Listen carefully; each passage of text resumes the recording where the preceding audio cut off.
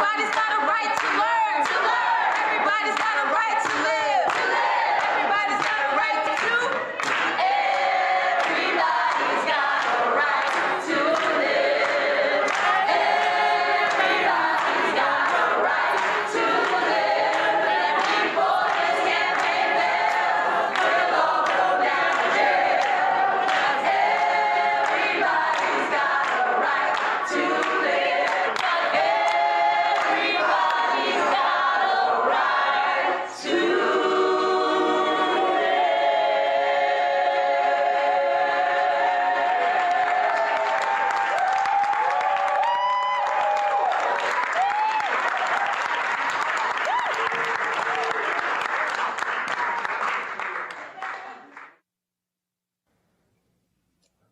And we welcome you to Moral Monday, and this is an extra special Moral Monday, for we are talking about this resolution that lays out the agenda, third Reconstruction, what must happen, what the resolve that the nation must have. And that film you just saw was from last year, where we were planning for our mass Poor People's Assembly Moral March on Washington virtually, where 2.7 million people showed up on June 20th, last year. We got another one coming up this year, June 21st, 2021. And then we got an in-person on June 22. Why? Because we must shift this narrative and build this power. And today, we're talking about third Reconstruction, a resolution to fully and to end poverty and fully address poverty and low wages and low wealth from the bottom up. And we are serious. We're saying to America, we know what the answers are, the solutions are. There's no scarcity of resources.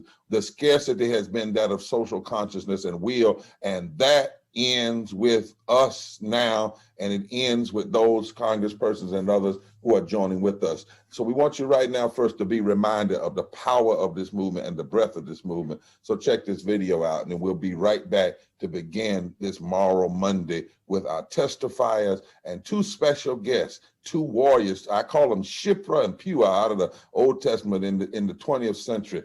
Congresswoman Jayapal and Congresswoman Barbara Lee. They've been on the battlefield and they ain't tired yet, and neither are we. Check this video out.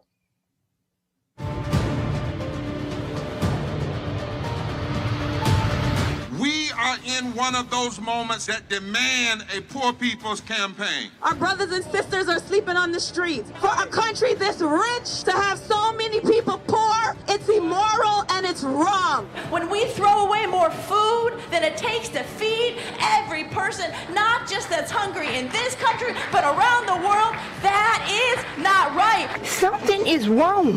That is a moral emergency, and that's why we need a poor people's campaign. There's other systems here that are oppressing us that voting won't always fix, and that we've got to talk about, we've got to call it out, and we've got to mobilize and build a movement to be able to change these things that our politicians won't always change. But if you don't recognize us, and then it goes back to that second chapter, that we're the forgotten ones. Until we are ready to keep this fight going. Because it's crucial that we make ourselves heard. Let the people vote! That's how you honor veterans. When you hold down the poor, you hold down America. Our backs are against the wall, and we got no choice but to push. We are building a multiracial, intergenerational, nonviolent army of the poor that will break every chain. Every chain. And so we have to come to a point that every attack on the poor will embolden our agitation. Every attack on sick folk will embolden our agitation. Every attack on immigrants will embolden our agitation. We can do more. We can do better. And we're building the power. Forward together. Not one step back. We want health care. We're not lazy. We work. We work. That's right. We want a living wage. We want unions. We want health care. We want just what basic people need. Everybody's got a right to live.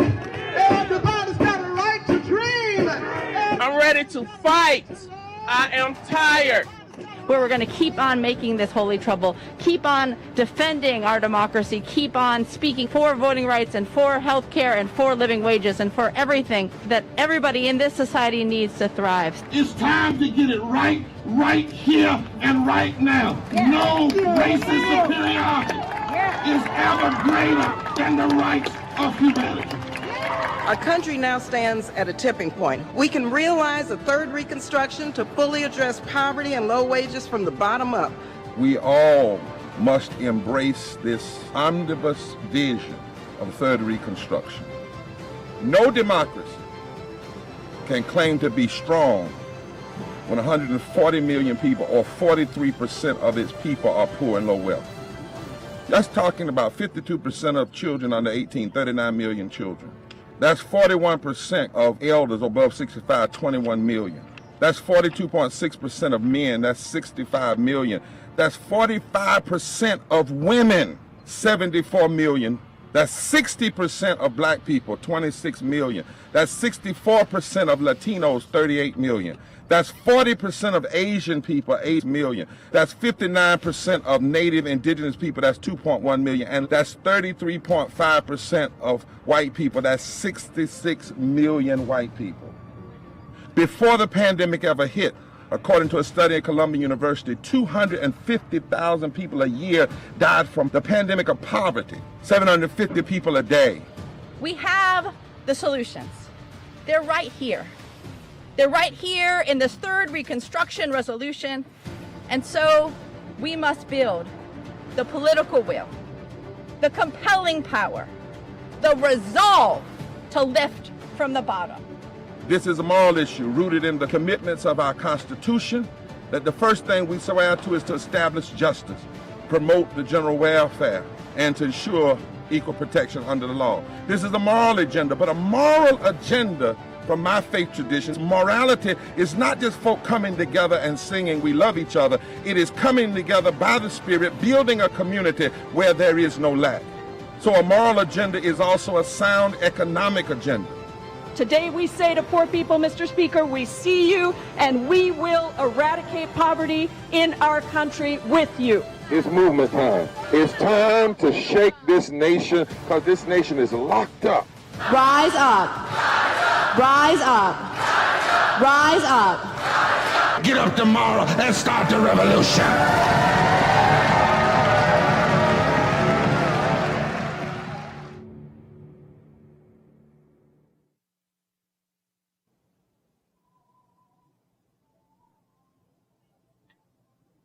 Rising, and it's ready to continue to push this nonviolent army, because America, we know the cost is too high. The price of inequality is too high.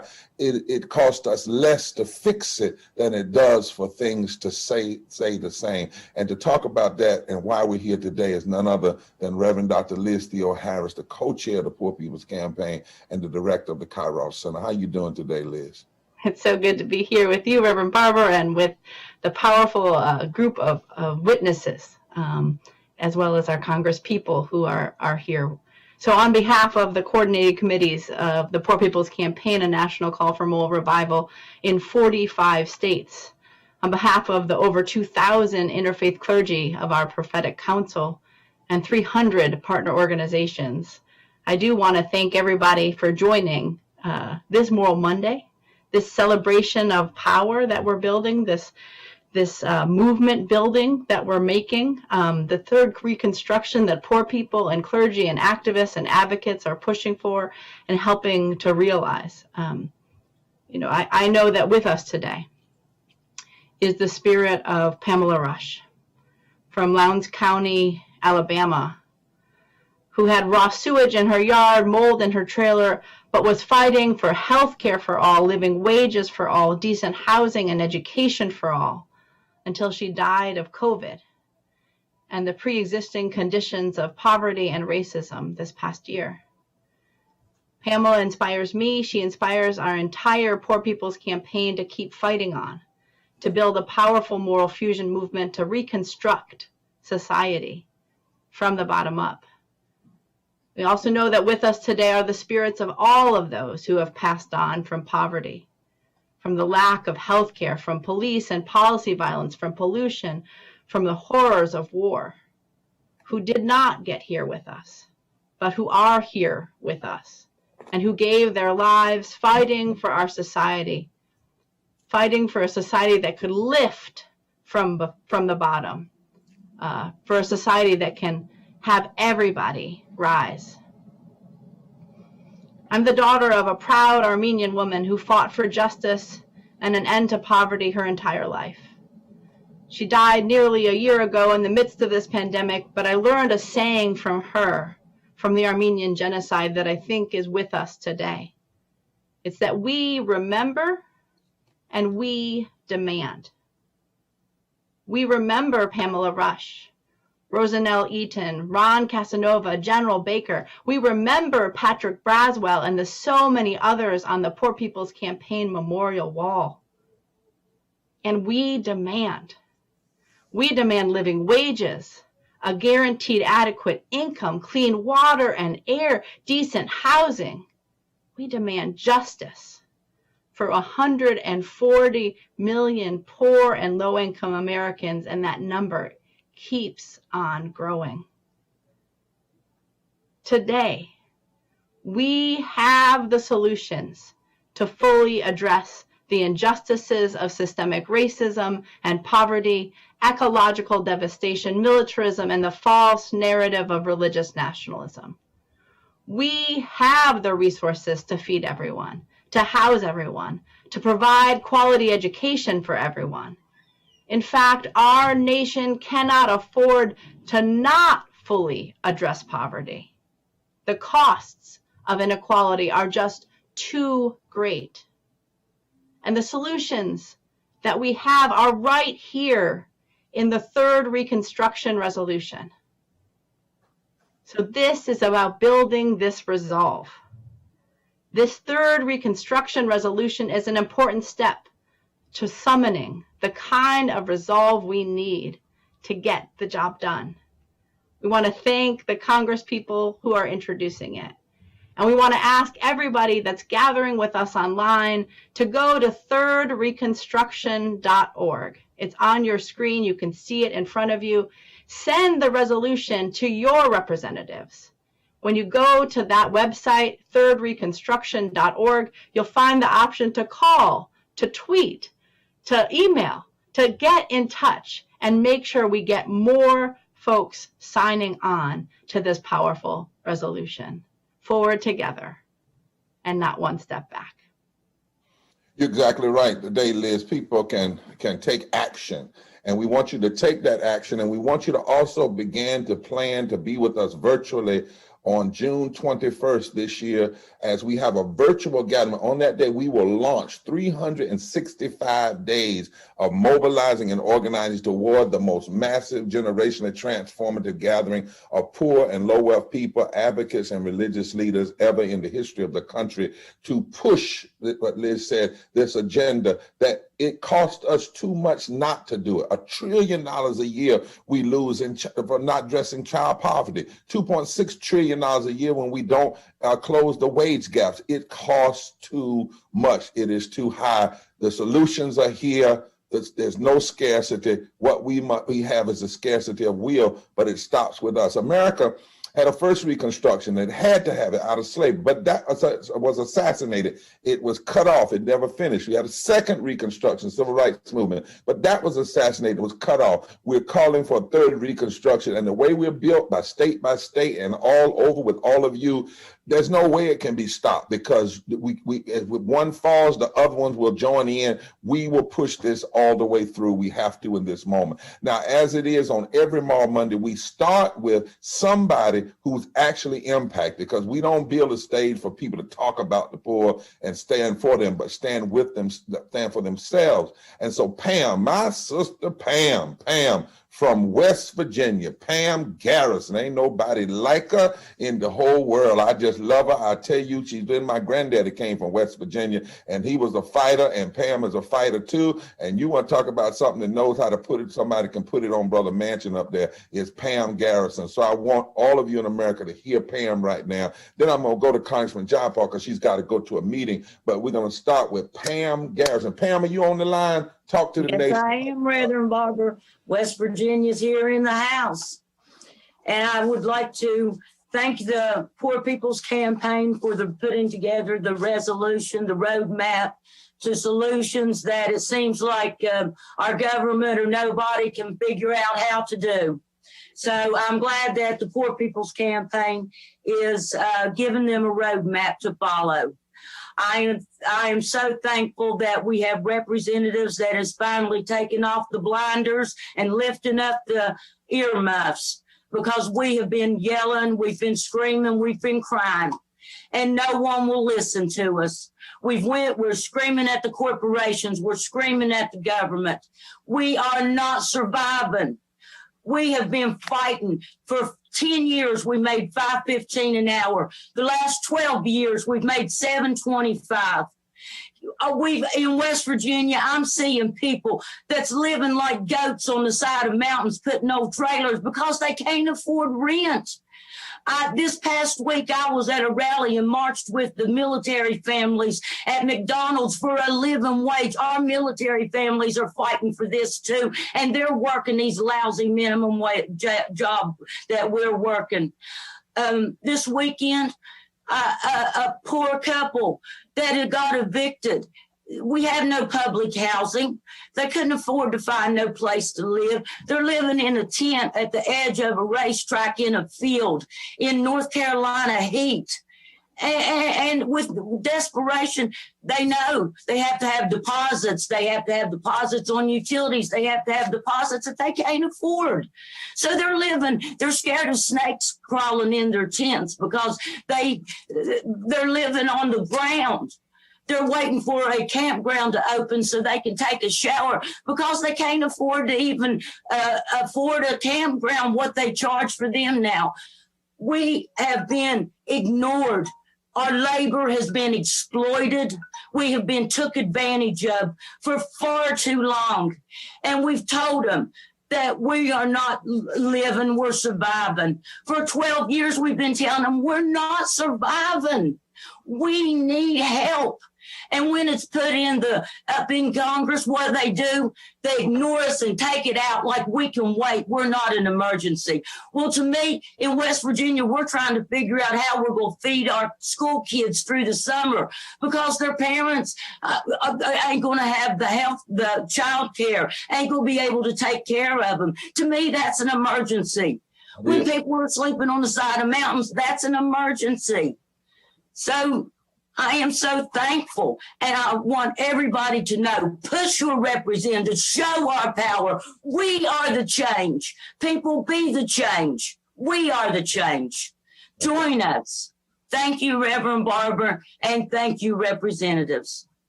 Thank you, Pam. I'll fight and stand with you anywhere and how, because you say it just like it is. This is an emergency. And this resolution is saying who understands the result. Because if you sign the resolution, then that means you'll work on the problem, you'll work on the policy. But we want to know, do you even understand that this is a resolution and we've got to have emergency, and we've got to have resolve. And one of the co-sponsors of it that understands it is none other than Congressman Jayapal, the chair of the Progressive Caucus. And for the campaign, the Progressive Caucus is open to anybody, Democrat or Republican. That's why we brought them, that anybody can join if they are progressive. Now, they got to be progressive. They can't join and be regressive. They got to be progressive. And so, Congressman Jayapal, you hear Pam from West Virginia. This is the kind of army that we're raising up across this country that wants to see not only this resolution passed and debated, but then the policies put in place. Talk to us from across the nation and across the world. Reverend Barber, thank you so much for the work of the Poor People's Campaign. Reverend Liz Theo Harris, thank you. And most of all, to Pam and to all the other witnesses that are here with us today. Thank you, thank you, thank you for telling it like it is. And let me tell you that nobody more than my sister Barbara Lee has been fighting to eradicate poverty in Congress. And I am so proud to be introducing this resolution together with her. And I will tell you, we are going to bring this resolution to the attention of every member of Congress, and we are going to make the case for why it is urgent. Nobody makes that case better than you all that are making it today on this. And so I just want to say, you know, I'm an immigrant. I'm a proud immigrant to this country, one of only 24 immigrants to serve in the United States Congress, but most importantly, an organizer on the outside for 20 years, arrested in civil disobedience, nonviolent actions across the country to raise attention to these injustices. And we here in Seattle, the district I represent, we were the first people in the country, first major city in the country to pass a $15 an hour legislation and put that into place. And now we are here 8 years after Seattle passed it, talking about doing it for the country. And we know how urgent this is. And everything we are talking about in this resolution is about the intersections of race, gender, class. Every issue is related to that of poverty. And so we are so proud to be lifting up this resolution. In the wealthiest country in the world, it is a travesty that 140 million people are poor or low wealth. And it is because we in Congress have allowed it. We have promoted solutions that further poverty. We have not invested in our communities in the way that we need to eradicate poverty. We have turned our eyes from the suffering of families who don't have enough to eat, from the 32 million Americans who still don't even earn $15 an hour in the job that they're in, from the 87 million who are uninsured or underinsured, and from the structural racism that is built into every one of our institutions. And so what we are saying with this resolution is that this is our roadmap to what poor people in this country deserve.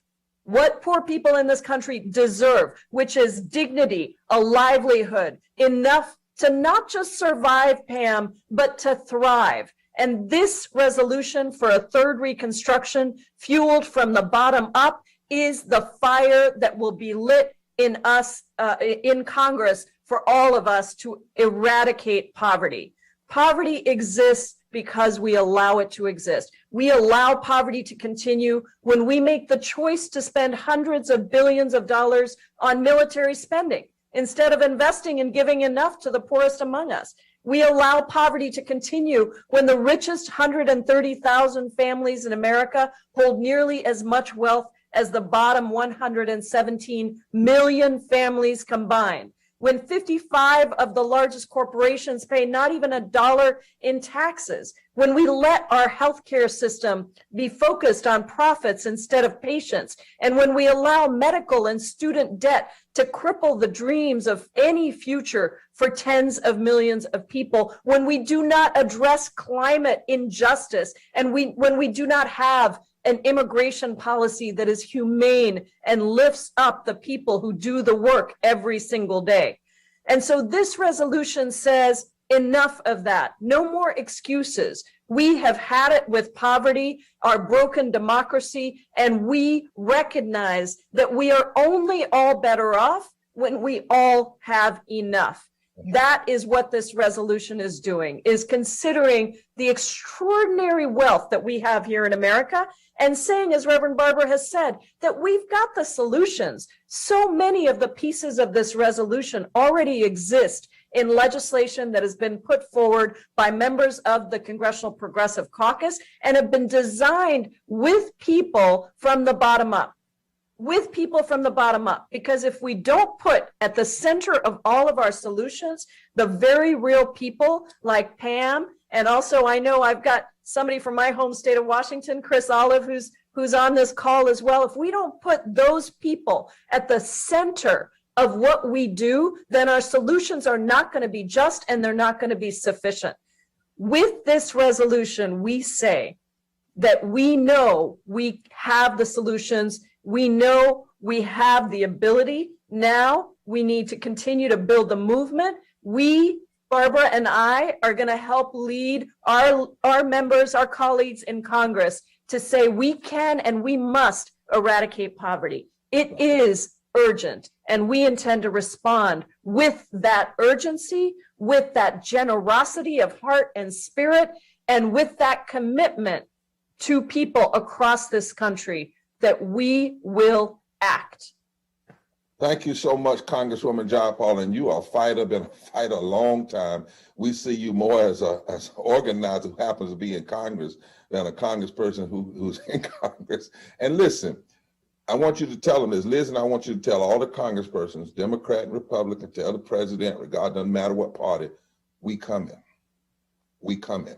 And we're bringing this army with us, and we're organizing in every state. This is an emergency. And we read that same Constitution that they swore to uphold. And in there it says you must establish justice in order to have domestic tranquility. And there's nothing just about 140 million poor and low-wealth people living in the wealthiest country. Nothing just about us spending 54 cents of every discretionary dollar into military and less than 15 or 16 cents in education and uplift. There's nothing just about this, and it must change. And this third Reconstruction is and will lift us. We are not giving up. You know, a lot of people have died, Congressman Jayapal, during this pandemic, and we asked ourselves two questions. Why didn't we die? Because most of us were around it somewhere in the air. And then we decided maybe that's not the question, why we didn't die. Maybe the question is, what are we going to do that we still live? What are we going to do since we're still living? And as Liz said, we're going to remember and we're going to demand. Thank you so much for being on. I may not be with you at 5 for that meeting because we got some, but I'll be with you for the next one. But we're on her name is Shipra, y'all. I'm gonna teach y'all about that in the Poor People's Campaign. That's Shipra. I'm gonna introduce Pura in a minute, but that's Shipra right there, one of the ladies that was powerful in the days of Moses. God bless you. Now I want to bring on Callie and then our warrior, Congresswoman Barbara Lee. I mean, good Lord, this woman has been a warrior. But I want to bring her on. I want to first start with Callie Greer from Alabama. Callie Greer from Alabama, this mother who is on the front lines. I remember the day Callie Greer just said, "I will not stop wailing." It was when we were out in front of the U.S. Capitol, and that I lived with that wail. Callie, where are you, Callie, from Alabama? Talk to the nation today, and then I want to bring on Congressman Barbara Lee. Good evening, everybody. I'm Callie Greer here in Selma, Alabama. I ran in the house off the battlefield, fighting again, working with some stuff for the young folks for this summer coming, because we're having a deadly time here in Selma, losing our young folks back to back. Just another murder last night, but I'm honored to be with you all again. Thank you for the opportunity. Poor People's Campaign. Thank you, Representative Jayapal, for being here. Thank you, Representative Congresswoman Lee, for supporting us. I just want to take the time I have to just share with you how this is running through my mind. Denied. Unfinished. First Constitution, Reconstruction, out of slavery. Denied, unfulfilled. The second Reconstruction, civil rights, unfulfilled, denied, pushed back. Now we are at this pivotal point in history. The iron is hot, we must strike for this new third and all-inclusive, poor people included Reconstruction for America.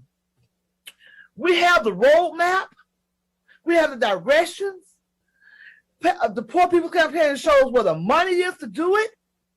Now's the time to get on the road to DC and tell them to release this money. We've lost too many people. We've lost Pam. We've lost my daughter Venus. I want to share with you all at one point sometime how I almost died in the pandemic without ever catching the virus. My God. For being poor. I almost died. I was in the hospital for 5.5 weeks. Just drawing fluid and different stuff out of my body. I almost died in a pandemic without ever catching the virus. Poverty, the lack of, denial of human right things, healthcare, clean water, housing, a justice system, education, denied. No more. No more. No more. while we're counting as the death from the pandemic, I'm here to tell you that people died without even contracting the virus. That's right. Poor people died and they haven't even been counted from the lack of all of these broken links that are connected to poverty. All of these things that we're talking about, the wages, the housing, the water, economics, and the military, all of these are links that have been broken. We are here to connect them back together. Because we're not asking for too much. We're asking for what is right. We're asking for what you're already getting. How could it be too much? We would demand justice. We refuse to be denied any longer. I refuse to throw dirt on any more of my loved ones because of a lack of in this Americas. When we have all this wealth, people making billions of dollars, CEOs making billions of dollars a year off of my poverty pimping me. Yeah. Poverty pimping us. I said no more to the pimps. No more to the pimps. I refuse to be sold to the highest bidder and get the crumbs. So we gotta push. We gotta push until something happens. For 365 days, the first Moral Monday 8 years ago, and I'm still pushing. Almost died, still pushing. Y'all, we gotta push. We gotta birth this thing. That's what you do when you're in labor. You gotta push. That's right. We can't push it. We can't push. We gotta push when we're told to push. And we're listening, Reverend Barbara. We're listening, Reverend Liz. We're listening, all of those that are doing this work, to you to say, push! Push. This is the time. Yeah. Push! Because we gotta birth this thing. If not, I just don't know. We're not gonna make it. Thank you so much for this opportunity. Speak to you all. I hope you're inspired up and ready to go as I am. Forward together, not one step back. Somebody say push. Push. That's right. This is the time to push. This is time to birth. Deny. No more. We won't accept no more.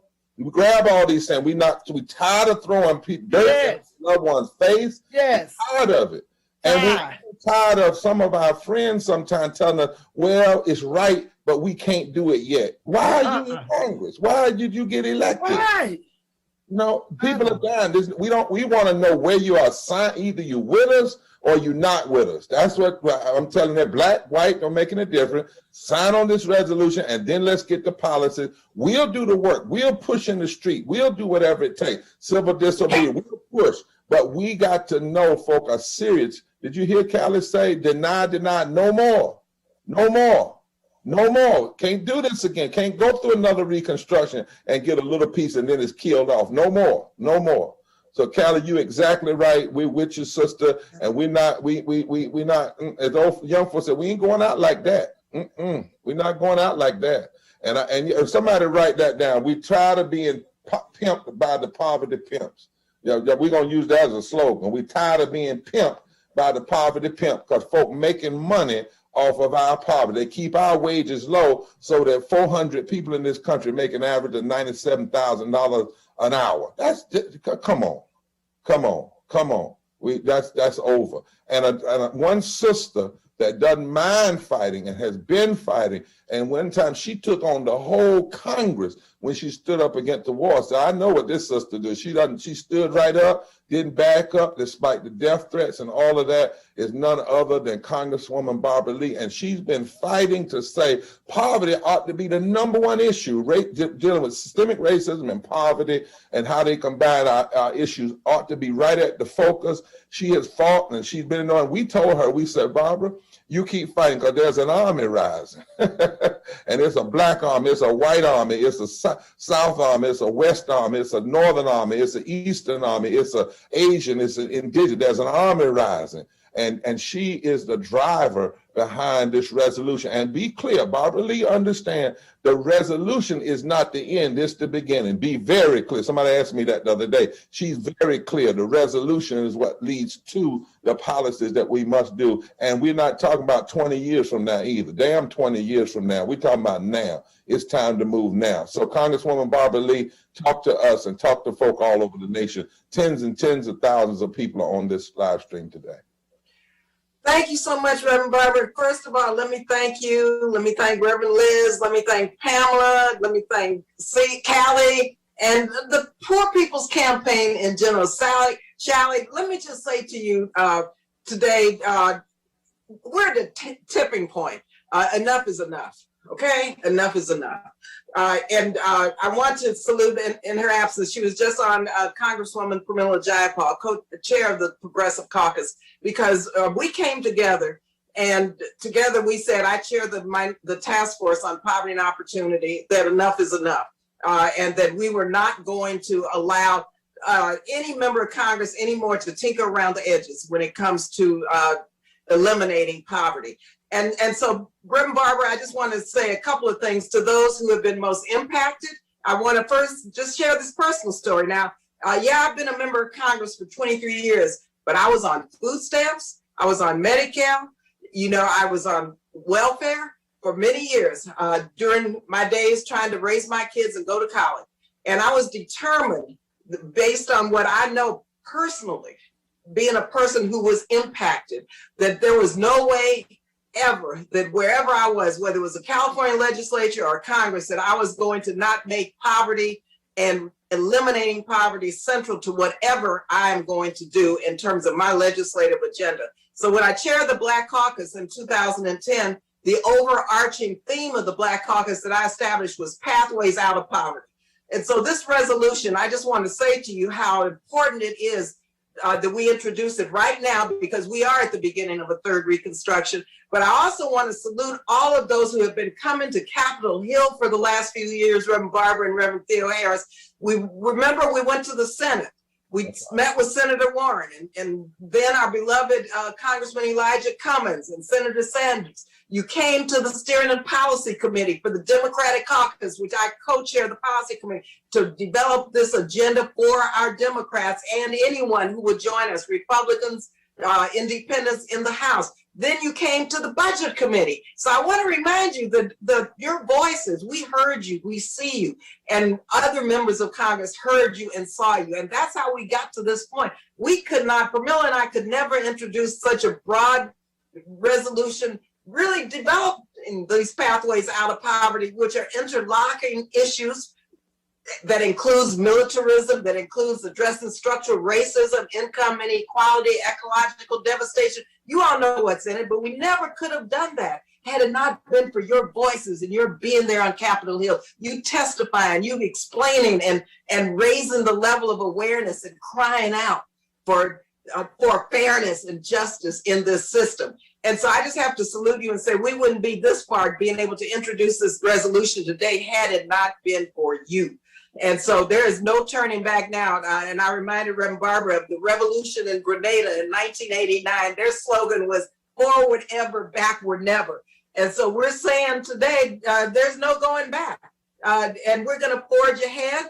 We have many members of Congress who are joining with us. We're introducing this resolution with 20 members of Congress. I mean, and that's very unusual. Usually you get 2 or 3 as original co-sponsors. We have 20. And in our resolution, I just want to mention the issue around militarism.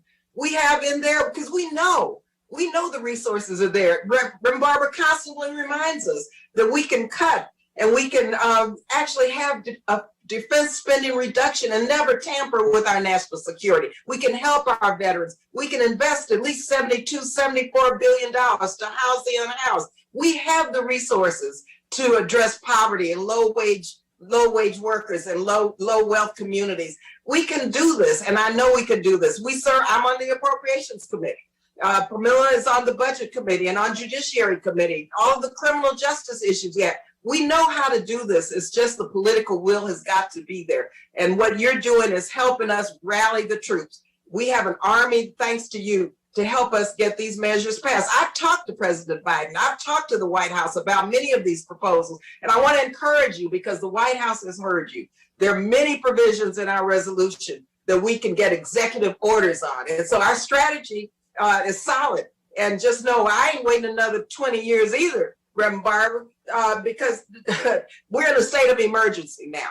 The people of this country who have been the most vulnerable, the 140 million people, which Reverend Barber, Reverend Theo Harris remind us of, it's 140 million. So we have to address a formula that really addresses the basic standard of living for 140 million people. And we're going to do that through the Appropriations Committee, through the Budget Committee, and all the other committees that we have jurisdiction over. We recognize, and Callie, I remember, glad you mentioned the numbers of people who are dying as a result of just living below the poverty line. What is it, 250,000 people a year die because they're poor. That is unacceptable in the wealthiest and most powerful country in the world. So you can't tell me that we're not going to get this done. It's our moral obligation.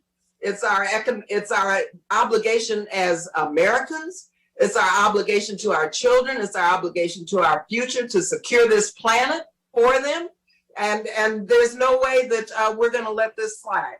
So I just want you to know that I appreciate having this army behind us in Congress, because that's the only way we're going to win this war. We can't do it without you. And it is a war that we're fighting right now. And you all know it. And so I just want to once again salute you today as we introduce this resolution, because we're just carrying this ball on the inside, but this ball could not be carried would it not be for all of the work that you have done up to now and recommitted to moving this forward so that we can get this done before, Reverend Barber, no more 20 years. We ain't waiting that much longer, because our children deserve better.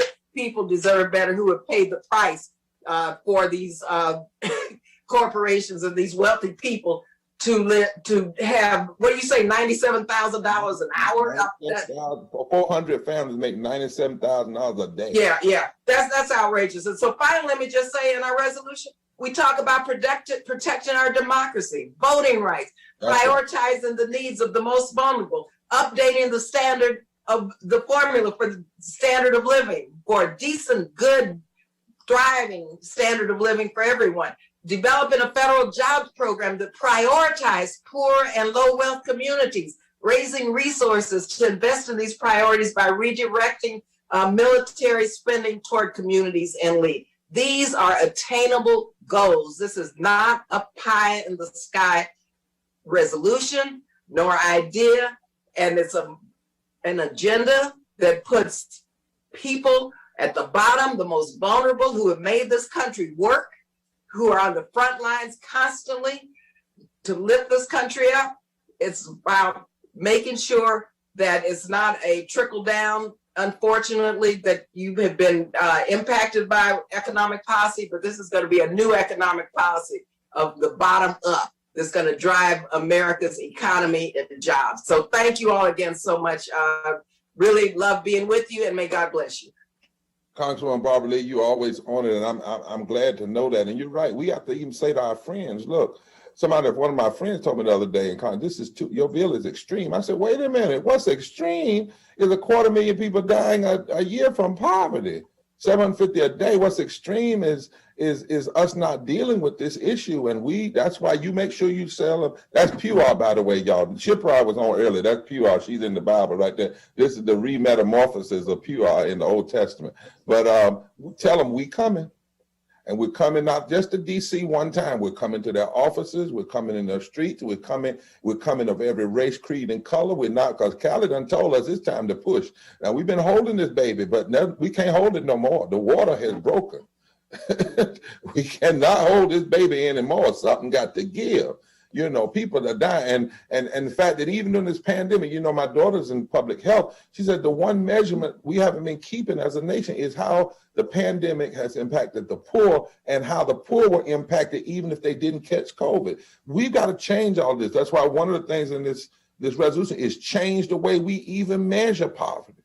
Because Manchin told us if folk make $7.25 an hour, they're not poor because they're $3,000 over the poverty level. We said, what are you talking about? He said, well, if the poverty level says if you make $12,800 a year, you're not poor. Well, if that's the measurement that politicians and others are using, the Americans use, that's just wrong. And you've been on the front line saying that, Congresswoman Lee. So fighters are going to join fighters. And when we come together, it doesn't do anything but create the spark of true justice revolution and forward together, not one step back. Thank you so much for being with all of us today. And I know you're going to be listening in because we got 3 more witnesses. I'm going to turn this over to Liz. Liz, you need to tell folks what to do today, how they need to get this to every congressperson, what they need to do. And then if you would bring on the next person, which is your sister, our powerhouse policy director, none other than Shalli Gupta-Braun. You just bring her on after you tell folk what they can do. Yeah, so we want people to go to thirdreconstruction.org. It's on your screen, third like the 3, thirdreconstruction.org, and you can there send, call, tweet your Congress representative with this entire resolution and ask them, urge them, call on them, and say, we come in for them until they sign on to this, and then we're going to keep on building together and moving forward together. So make sure you're doing that. We need thousands of these to be going out today. This is a powerful resolution, and we want all of our Congress representatives to know that we are here and we are organizing. So one of the powerful sisters who has put together so much of the policy agenda that the Poor People's Campaign, a National Call for Moral Revival, works on, who has been a communicator amongst many people, is Shalli Gupta-Barnes. So Shalli, will you tell us a little bit about why we can't not do this resolution? Why our society won't just do the right thing, but it'll be good for the whole society and our economy. And can you tell us a little bit more about what's in this resolution? Yes, I can. This is, at its very core, what's in this resolution is a theory of change that centers the poor, not the wealthy or the powerful.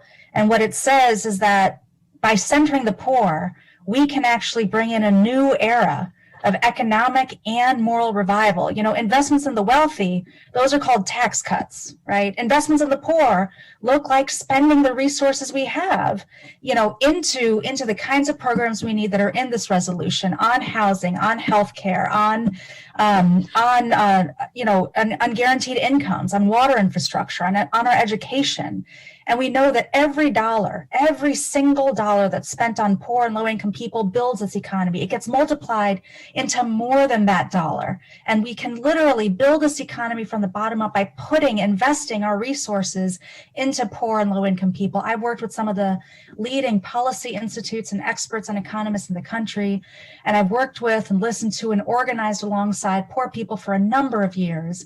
And that, this is what has shaped our campaign's approach to policy. And we know that this resolution and the policy agenda it will inspire can begin to both meet the needs of the 140 million, but also just, build this economy. It's necessary not only for the 140 million, but for the rest of our nation, because we all suffer.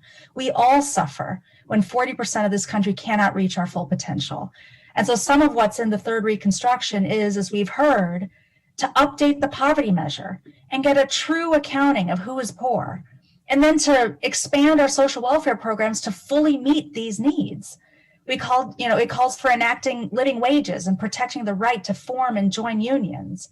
It calls for providing universal single-payer health care and guarantee that everybody has the right to housing, to welfare, to water, and to equitable, quality, diverse public education from childhood to adulthood.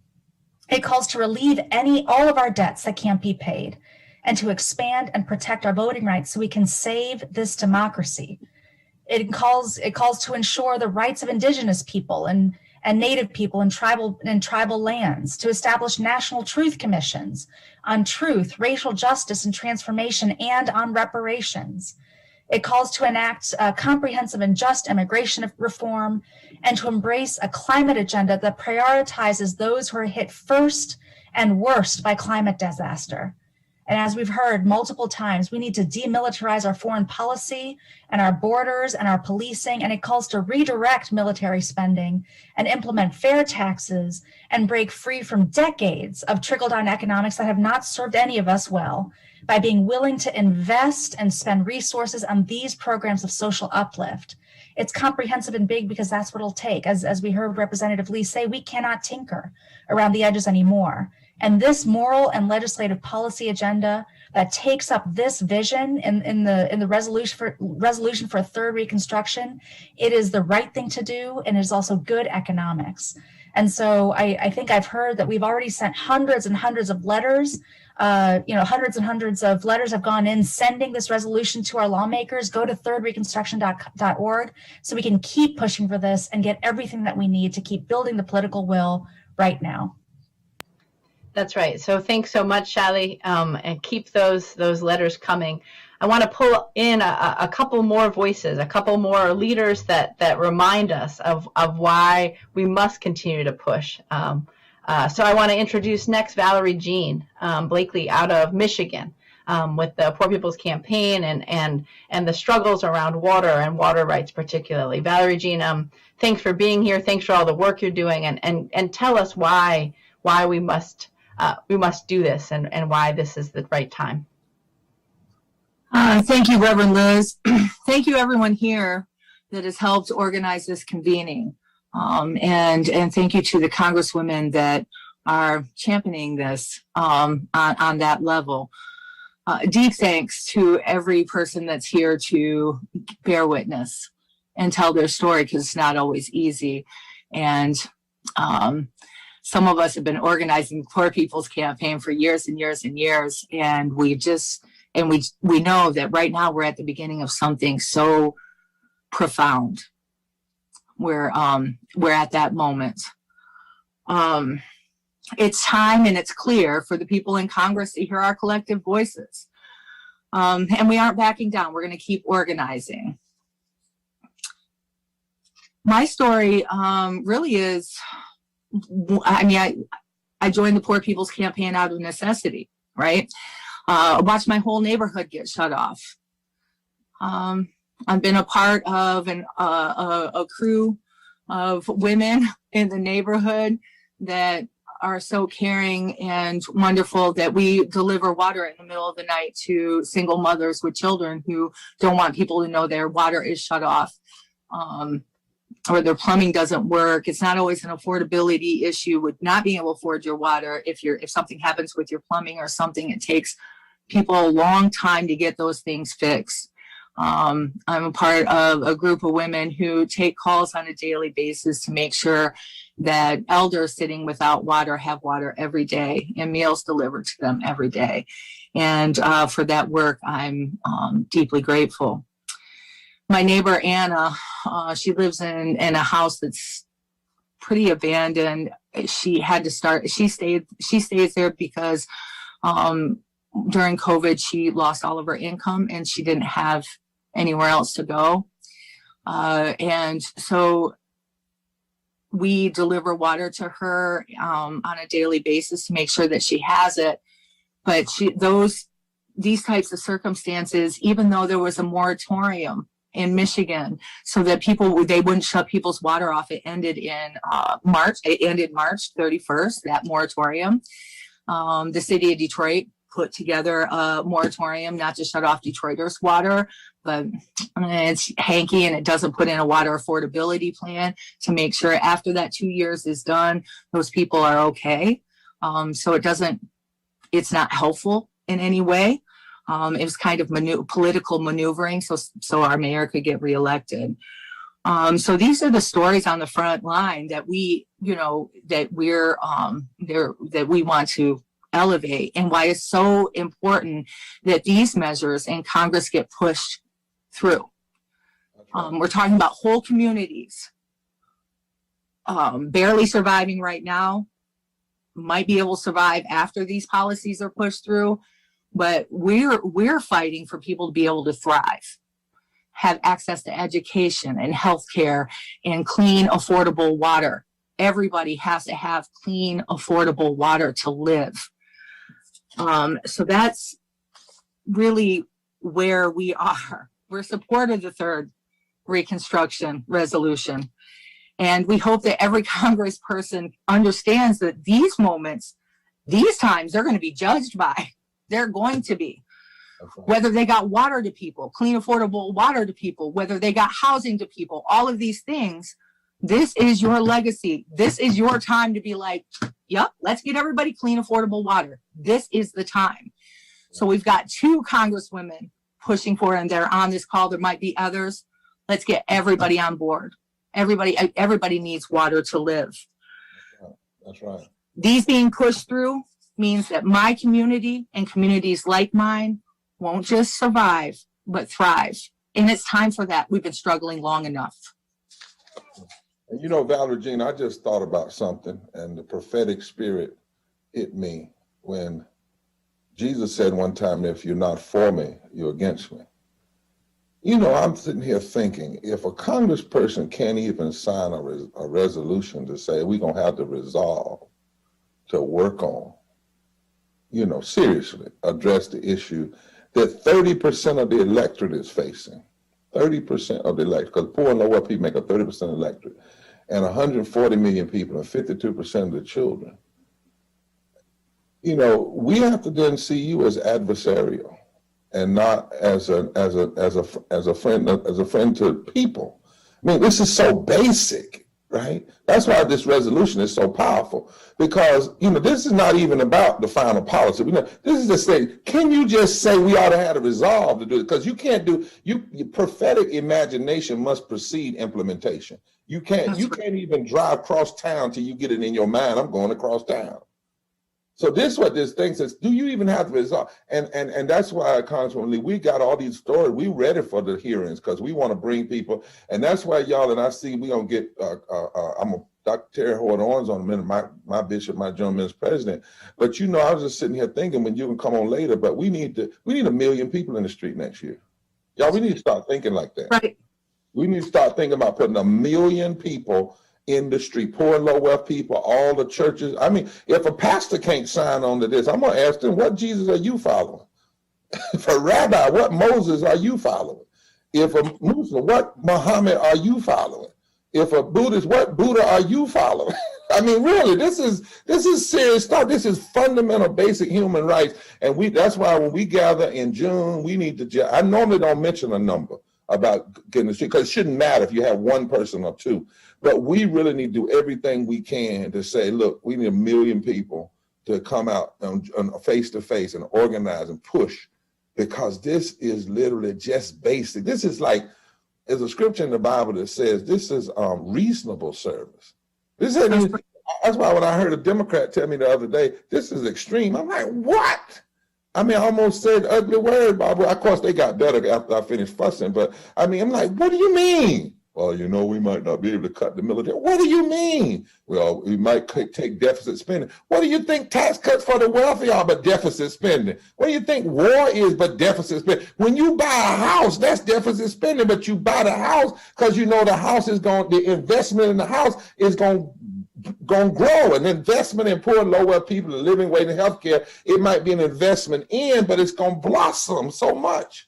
You know, the economists are saying a moral agenda is good for the whole nation, right? So, Valerie Jean, I know you about it, as we say. And so we're going to do this. Let's do this, y'all. Now, I want to introduce 4 people back to back, and then I'm going to let Reverend Liz introduce Terry Hoyt Owens. But I want to introduce Kenya. Kenya is with the California PPC with immigrant rights and housing. This sister, let me tell y'all something. This sister walked up, I believe I'm talking to the right person, when we went to Congress for the budget meeting. She said, look, all the Republicans were talking about they wanted to get rid of undocumented immigrants. She said, here I am. She walked right in Congress and said, I'm undocumented. What you gonna do? You know, and she testified and said, I'm undocumented, and not one of them had the nerve to do anything to her. You know, but you don't know that just did something to me about courage, you know. And she's coming, and then after her, Chris Oliver, because, you know, we got veterans. And Chris is from another one of those Washington veterans housing, went through the opioid crisis, and he's like, look, it's time. It's time. You know, you don't just give me a flag and put a medal on me. Make sure veterans have living wages and are taken care of, don't have to suffer. And then after him is Vanessa Nosey. You know, that's that powerful Apache sister, and her father out in Arizona, and they're fighting at Oak Flats. I'm gonna talk to your daddy actually Wednesday, and she's one powerful sister. I wish y'all could just go sometime and experience one of their worship spiritual services. To me, it's just like going to the Pentecostal church, but it's just on the Apache land. And then after her is Mary Jane Shanklin. And Mary Jane, y'all know Mary Jane from out in Kansas, that Kentucky farmer, that nurse, that she, you know, Barbara, she's bringing the farmers, you know, she's organizing the farmers. And that's what's so scary about, to some folk, about this movement, because it ain't just black folk. It's black, it's brown, it's white farmers, black farmers, coal miners, it's undocumented, you know, documented. It's everybody. It's this powerful remnant that's saying, enough is enough. It's time. In fact, as grandma say, it's past time. Or the old folk, you say, it's too late in the evening. How many of y'all remember? Some of y'all remember that. Callie, remember that? The old folk, you say, it's too late in the evening now, America. It's too late in the evening. So they're going to come in that order, and then Liz is going to bring on our Reverend Terry Horton. Y'all come on that in that order. Kenya? Thank you, Reverend Barber. Thank you all for being here with me. We have become a very strong family movement, the Poor People's Campaign.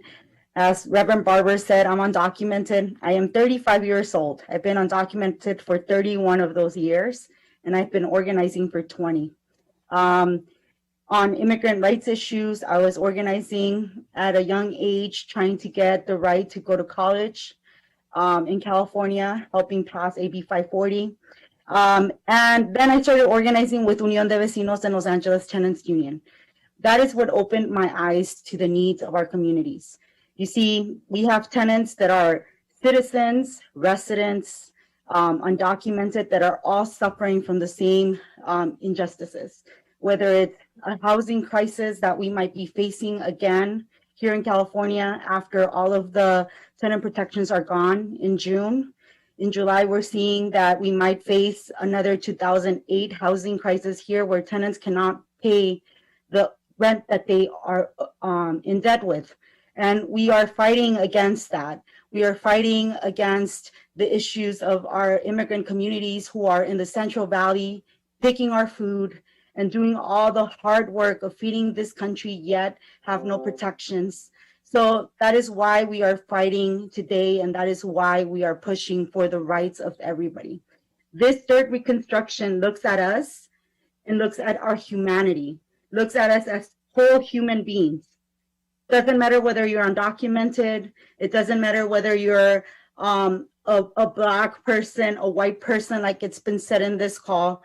It looks at every single need. I need housing to survive. I need to go out the streets without the fear of being deported. I need clean water for my children. I need everything that will give me a better life. This campaign has a song that says everybody has the right to live. That means the children that are in cages today. That means the people that are across the border from us right now that are seeking for a better life. That is why this campaign is so important for us. The undocumented community is here with the Poor People's Campaign, but we're also here as tenants. We're here as communities, and we're saying enough is enough. And today we are joining this third Reconstruction because we know together we can make a better world. Not just a better country, a better world for everybody. So thank you so much for this work. Kenya, thank you for reminding us this is about America, but it's so much bigger. This is really about the world. And I believe what we're doing here is going to call poor people and advocates all over the world. Thank you for reminding that this is not just about civil rights and economic rights, but human rights across the whole world. This is our time. Chris? Yeah, so my name is Chris Olive. I live in Aberdeen, Washington, and I'm a veteran of the U.S. Air Force and formerly homeless and a recovering opiate addict. I work with a local nonprofit called Chaplains on the Harbor. We do outreach. We advocate for, stand with, and bring up and develop leaders out of the homeless community here. It's inspiring to me to see this type of resolution being put forward by our elected officials.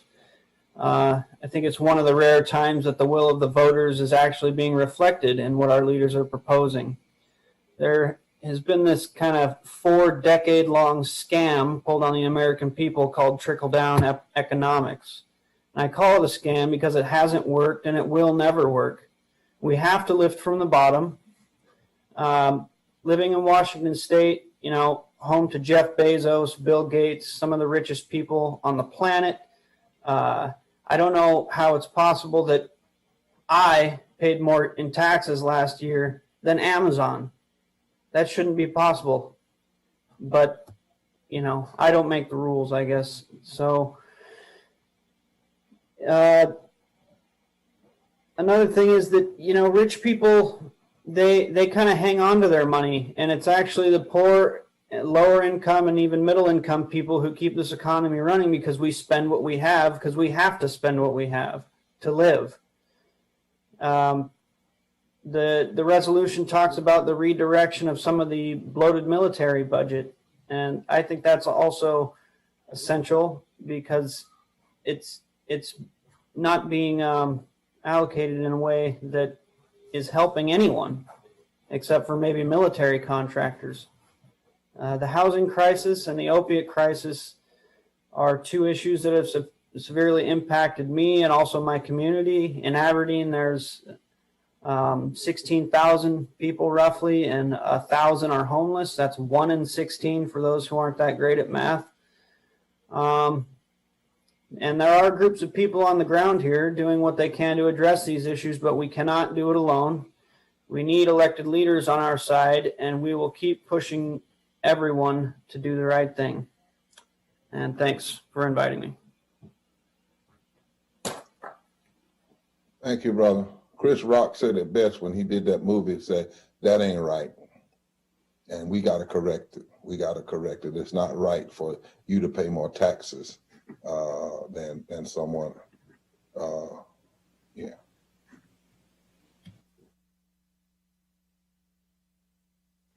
I'm having a little trouble technically, but that you're exactly right, Chris. Vanessa, talk to us. Are you in Oak Flats today?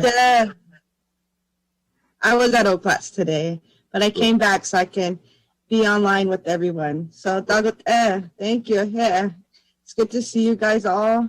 You know, just like everybody has said of unifying and coming together. That's why I'm here today, to ask that you guys continue to stand with the indigenous people, the indigenous communities, because us at the front line, when we're fighting for not only our religion, we're fighting for everyone. Because if my religion can be set on trial and tell that it does not exist, and my daughter and my father having to tell the judge to look at them and realize that they're still standing and that their religion should matter, everyone's religion is at risk. You know, Oak Flat is a holy place to my people. And we have a foreign mining coming in, Resolution Copper, that want to mine our holy site, where our direct connection to God, to Yosen, the creator, is going to be destroyed if Resolution Copper wins. I need all of us to contact our Congress people, to contact the Senate, because it has to turn over. What Senator John McCain did and slipped it in a midnight rider has to overturn in order to protect my life, the future of my people, and all people, because if my religion is at risk, so is yours.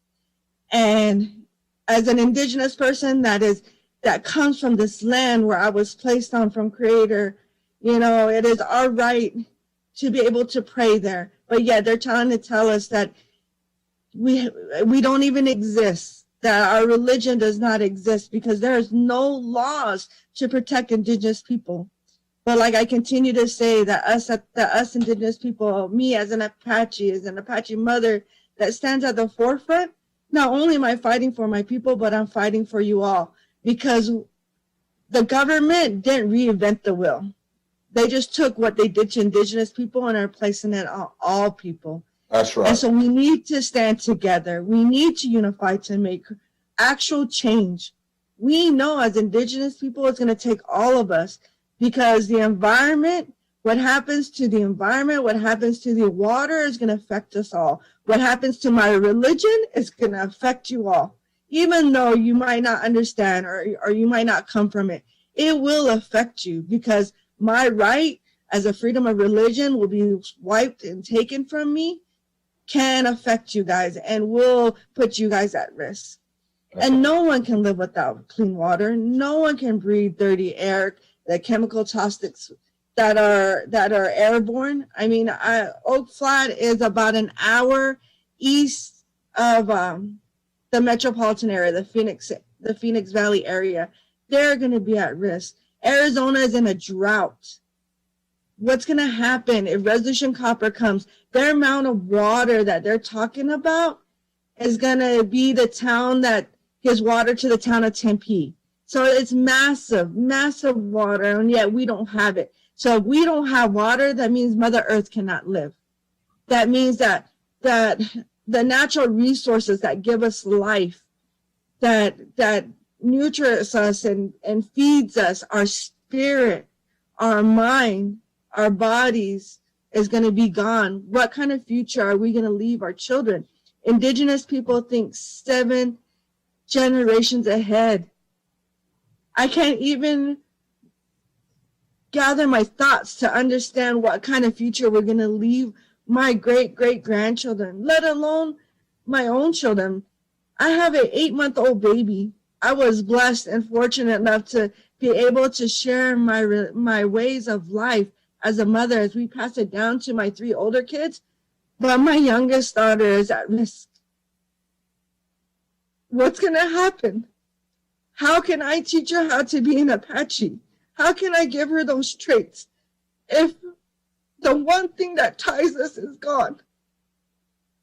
I'm sorry I get emotional. It's all right, Vanessa. But my life is at risk. It's all right. My life is at risk. Because my identity is at risk. That's right. God created me to be an Apache. And if I can't be an Apache, how am I going to exist? And if I can't teach those ways to my daughter, how can she stand there with pride and understanding and a culture and a religion if it's wiped out? So I ask all you guys, please reach out to your Congress people, reach out to your senators, because we need this law. We need the Save Oak Flat law to pass, because not only does it protect my religion, but it protects the environment, and that protects all of us. My girls won't be able to drink clean water. My girls won't be able to pray if there's no water. The town of Superior, the town of Globe, Miami. Yes, they're all mining towns, but look at their lives. Look at what's passed on generations from generation, the hardship. We're trying to prevent that. Yep. We're trying to save their children that they might not think of because they don't exist at this moment, but they will someday. That lineage, their family lineage will live on. And Vanessa, a lot of them don't even realize that you're literally fighting for their children as well. And what they've done to the Apache people, that's what they did to miner families in the mountains of Appalachia. It's what they're doing to poor people in North Carolina with coal ash. You know, that's why this third Reconstruction says that we fight for full rights of the indigenous people that have never been fully given, and we stand with you in this battle against environmental, because you said something, and as we move to our next speaker, you said they practiced on your people. They did not reinvent the wheel. They made the wheel with your people and then passed it down to the rest of us in so many ways, maybe in some different ways, because they went and got a lot of my people from over in Africa. But we have to hear that. That's why we say there must be a reconstruction. And Representative Barbara Lee, before she leaves, wants to say something to your comments. She's deeply moved by that. She wants to take a couple of minutes, and then we'll go to Mary Kay Shanklin and then to Reverend Terry Hoard on and close out. Thank you very much. Yes, Vanessa, this is about dignity, human rights, And what your testimony really said and presented so eloquently is why we have to have this third Reconstruction, and why it is about the right to not only live, but to thrive. And I am so glad that you were with us today, and so glad that you're doing this work to make sure that this bill will pass, this resolution will pass. And so we're going to need your support and your involvement. This million people to show up in June. Of course, our Native American brothers and sisters have got to be there in full force, because you've laid out exactly why, those reasons. So thank you so much, and I'm really glad to see you. Finally, let me just say that this is a moral policy, this third Reconstruction, that really prioritizes the 140 million people to lift this nation from the bottom up, rather than waiting for wealth to trickle down. And this is about realizing the full democracy that this country has promised. This is really about achieving liberty and justice for all. And so this is really a movement for democracy also. And we can't forget that this country owes it to all of its people to allow for the Constitution to prevail, because that is what we have to embrace, and we have to ensure that no one ever again is left behind. And so the 140 million people who this resolution addresses, just know that we're going to fight hard, Vanessa. We're going to fight hard, Pamela and Valerie, and all of you who have been with us today, for everyone, recognizing all of the structural issues that we have to address from the bottom up. And so I just want to thank you all, because this is a moral revival. That's this right. Is an issue of really, for me personally, it's part of my faith responsibility, and I have no option. And so thank you all again.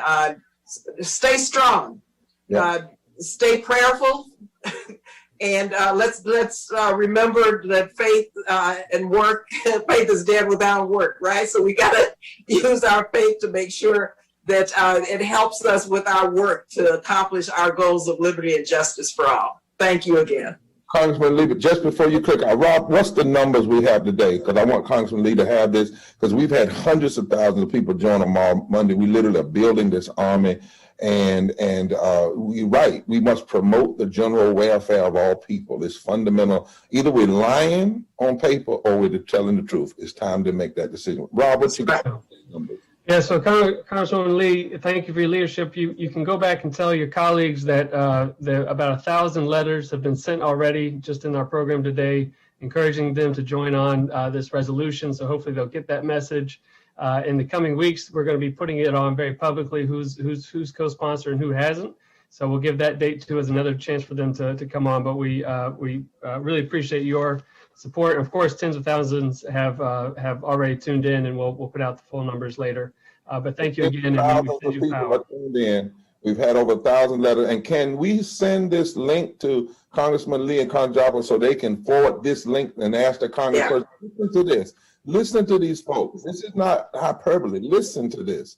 And we would like to forward this whole program to you so you can have to see it. All right? We definitely, this is what democracy looks like. That's right. Okay? That's what it's about. Thank you all again. God bless. My sister from the farms of Kansas. My sister. This is my sister, y'all. Don't we look alike? Look. We're twins. Talk to us. Thank you, Bishop Barber. Thanks for including me today, and Reverend Theo Harris, and want Congresswomen Jayapal and Lee to know that we will push with you to birth this third Reconstruction to fully address poverty in the United States. My name is Mary Jane Shanklin, and I'm a retired registered nurse, and I'm active in National Nurses United, and I'm a proud Kansas farmer's wife. And my husband, Mark Pringle, who's a fourth generation family farmer, and his 91-year-old father, Lauren, and I grow crops and raise cattle here in very rural southeast Kansas. We live in a 130-year-old farmhouse that has barely adequate electricity and barely adequate plumbing. And we live in a food desert. There's only one grocery store in Woodson County. And the nearest hospital is in another county, 30 minutes away at 70 miles an hour. I'm pretty tough, but let me tell you what terrifies me. farmer suicide rates. According to the 2020 CDC report, farmer suicide rates have increased 40% in less than 2 decades. Here in Kansas, the farmer suicide rate is 3.5 times the average. Every farmer that I know knows someone who has committed suicide. Why are farmers committing suicide? Because farmers are stressed out, and there's 3 main reasons. First of all, the weather controls their livelihood, and it's been unpredictable and extreme, leading to crop damage and failure, and the water supply is more and more polluted and less abundant. Secondly, the median age for farmers is 58.1 years. The children that the farmers struggled to put through college are not always coming home to help out or take over. And third, farmers are usually up to their eyeballs in debt, trying to pay for all this machinery that it takes to run a farm. If you have a lot of old machinery like we do, then you spend a major amount of time repairing it. If you buy new machinery, you go further into debt. So with all these stressors adding up, where is the health care? We have 1 clinic in our county with 1 doctor. 1 doctor to 3,157 people. Mental health care here consists of a suicide prevention hotline. Now, there's a lot of stigma in rural areas about having to sell off a piece of your land for any reason, or that the worst thing you could ever do is to lose the family farm. And this pressure is very real. Many rural farmers live in an invisible poverty and a silent desperation, and the farmer suicide rate continues to climb. Poverty is a policy choice, but for many rural farmers, the only choice they seem to find is suicide. How many more?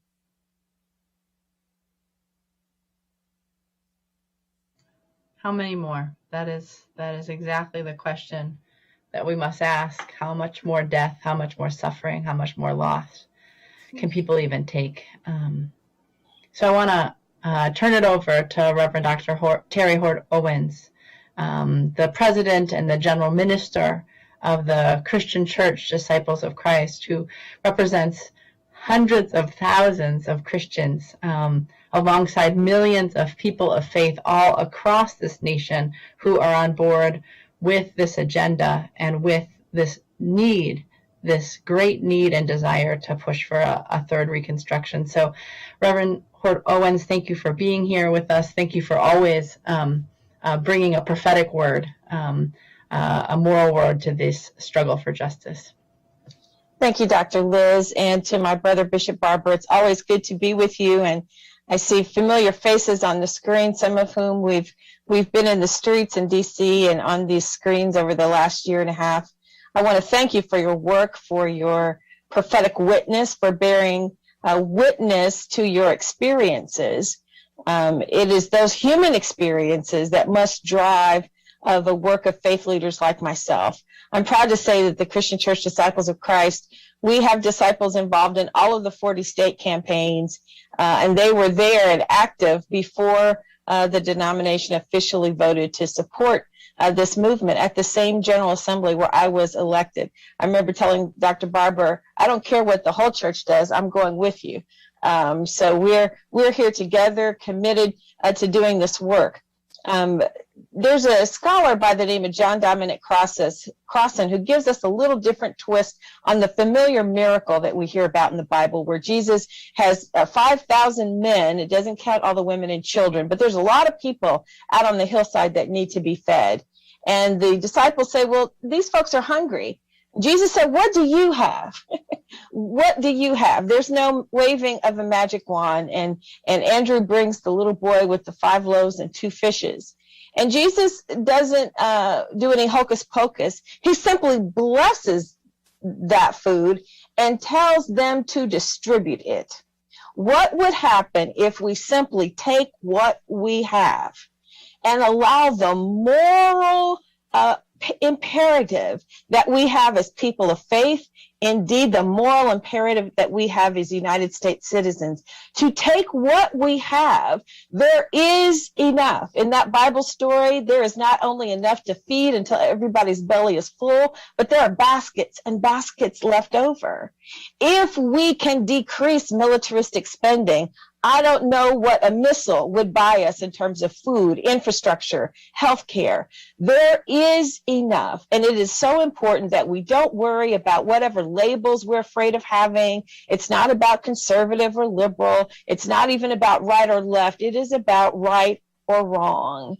How can you walk by the side of the road and see your brother abandoned, hungry, sick, without a place to live, without clean water to drink, without food enough to eat, without a job that pays enough to feed his or her family? We can no longer cross over to the other side of the road. We have to be willing, as the Good Samaritan did, to say, I'm not only going to help you today, but I'm going to make sure that you have enough until all is well. We have food pantries, we have clothing shelters, we do a lot of things as people of faith. We've got to move from mercy to justice, from acts of kindness to a system that prioritizes those who have been marginalized. And by prioritizing those, we have to speak up and sign on to this resolution that lays out the agenda that my brothers and sisters have so eloquently laid before us today, and say enough is enough. Every major tradition believes in the call to love one's neighbor, to treat others as you would have them treated. We have to be the faith people that we say we are, and we have to be the nation that we say we are, ensuring prosperity in order to have domestic tranquility. Another way of saying it, that is no justice, no peace. That's why our people are crying out, because we simply have not ensured that every human being in our country and every human being on this planet has the ability and the opportunity to thrive and to be all that the Creator has intended them to be. And if we're faith leaders, if we're committed to that, then we have to be on board with this. As Representative Lee said, there's no question here for me. There is enough. There simply is enough, and we have to have the moral will that loves boldly and courageously enough to want to be sure that everyone has what they need, not only to survive, but to thrive and flourish and to communicate and to give back to the world all that the Creator has placed within them. So we're here, and I challenge my fellow faith leaders, let's stand up with this third Reconstruction resolution and insist that we are the church, the mosque, the synagogue, the temple, wherever we gather. Let's be that entity that we say we are, so that our nation will be the better for it. God bless you, and faith leaders everywhere, I know, join me in making that resolve, that we are here and we will not stop until freedom comes. Amen, amen, amen. One last call that people go to thirdreconstruction.org. Make sure you send, you tweet, you call your representative, and make sure that they hear from you that we need a third Reconstruction. We as a nation must fully address poverty, low wages, and we can. We heard there is enough. There's more than enough. Also, remember to join us on June 7th. The Poor People's Campaign, a national call for moral revival, will be holding state press conferences at representatives' offices all across the country, dozens and dozens of states, so many communities putting pressure, reminding our representatives, as Bishop Barber has said to us, we coming. We're coming for DC, and we're coming to make sure that we can fully address this and we can get this resolution passed. We also have a call out for you all to join us on June 21st. June 21st, 2021. Join us online for a mass Poor People's Assembly, a low-wage workers' assembly, where we will keep on pushing and keep on birthing. We heard it from Ms. Callie today. We're going to push, and we're going to birth this third Reconstruction. And so make sure that you join us on June 21st. Now, before we end today, we want to get to 5,000 letters sent to congressional offices all over the country. So make sure that you don't just send it, but you make sure that more folks in your network keep on sending those letters. Say it, Third Reconstruction. Third Reconstruction. Third Reconstruction. Now, those of us up here, we can get 5,000 by ourselves. We got that many people in our email. So let's get it, y'all. Let's get it. Let's birth it. Enough is enough. Let's say, here's the result. Let's find out where people stand so we'll know where we have to take a stand and how we got to fight. No more waiting 20 years. We tired of throwing dirt in our brothers and sisters' faces. We're tired of deny. We're tired of hearing stories about the suicides. Look, we can do this. And you heard Terry Porter, she always preaches. What if we would dismantle greed and distribute it? What if we would dismantle the missiles and distribute it? What if we would dismantle tax cuts to the greedy and distribute it? There's already enough. What we must have is the resolve for a third Reconstruction. God bless you, Liz. God bless you, everybody. I think there's a song, isn't there? That's right. Let's sing our way out of here. Let's sing our way out of here because it has begun. It has begun with us, and we are not turning back anytime. Let's let our light shine. This little light of mine.